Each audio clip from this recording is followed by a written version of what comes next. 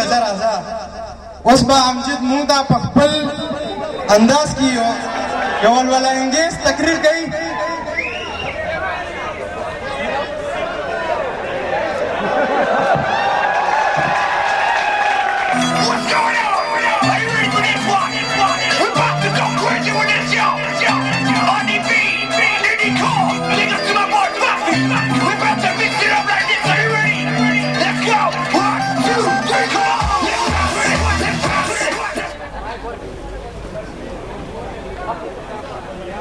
پستی سے بلندی تک پرواز کرتا ہوں، پستی سے بلندی تک پرواز کرتا ہوں، یا الہی تیرے نام سے آواز کرتا ہوں. نحمدہ و نصلی علی رسولہ الکریم. اما بعد فاعوذ باللہ من الشیطان الرجیم. بسم اللہ الرحمن الرحیم. ولا تهنوا ولا تحزنوا وأنتم الأعلون إن كنتم مؤمنين. صدق الله العظيم. أو كما قال رسول الله صلى الله عليه وسلم حب الدنيا رأس كل خطيئة، أو كما قال عليه الصلاة والسلام. اللہ سے ڈرنے والوں کو طاقت سے ڈرانا مشکل ہے، اللہ سے ڈرنے والوں کو طاقت سے ڈرانا مشکل ہے. جب خوف خدا ہو دل میں کیسر و کسرا کچھ بھی نہیں.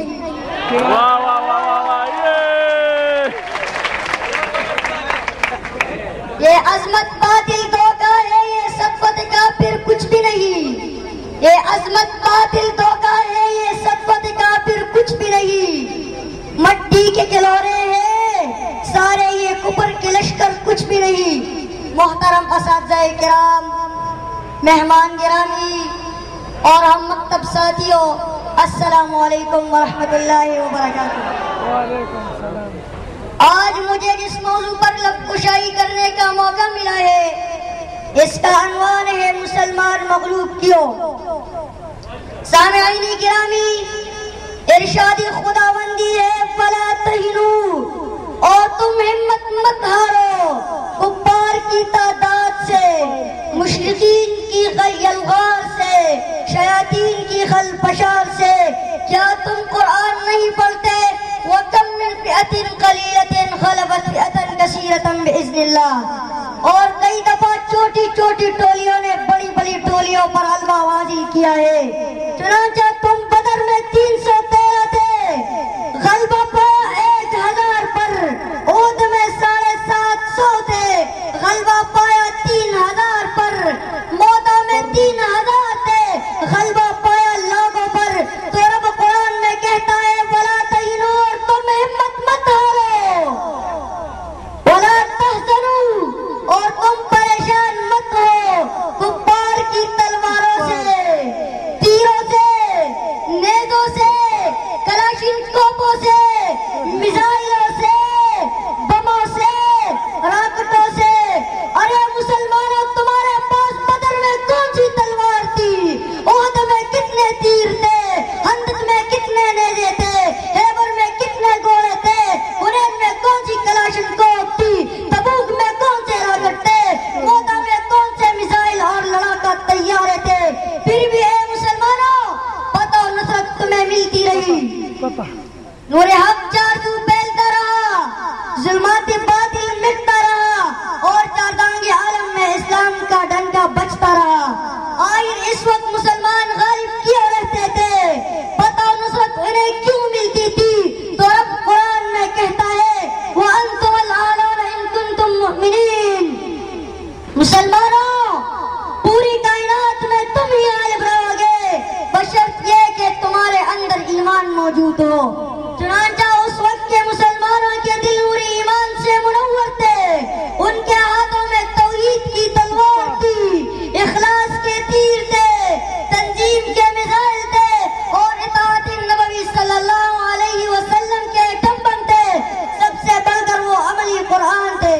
ان اوصاف کی بدولت وہ حضرات جس طرف بھی نکل گئے، فتح و نصرت ان کی قدم چھومتی گئی، ناقابل تصویر مسخر ہوتی گئی. شیطانی ٹولے ماتوب العرض اسلام غالب اور کفر مغلوب ہوتا گیا۔ حاضرین گرامی، لیکن اس وقت مسلمان اقوام عالم میں بدترین مغلوبیت کا شکار ہے۔ مسلمانوں کا کوئی پرسان حال ہے اور نہ ہی کوئی مددگار ہے۔ مادی اسباب کے کثرت کے باوجود بھی مسلم قوم ذلیل و خوار ہے۔ مسلم ممالک باہم خلفشار ہے۔ تعداد مسلم کی بہتاب کے باوجود بھی عورتوں کی عزت تار تار ہے۔ امور مملکت پر قابض اکثر و بیشتر مکار ہے۔ سب سے بڑھ کر احکام حدیث و قرآن کا منکر و غدار ہے۔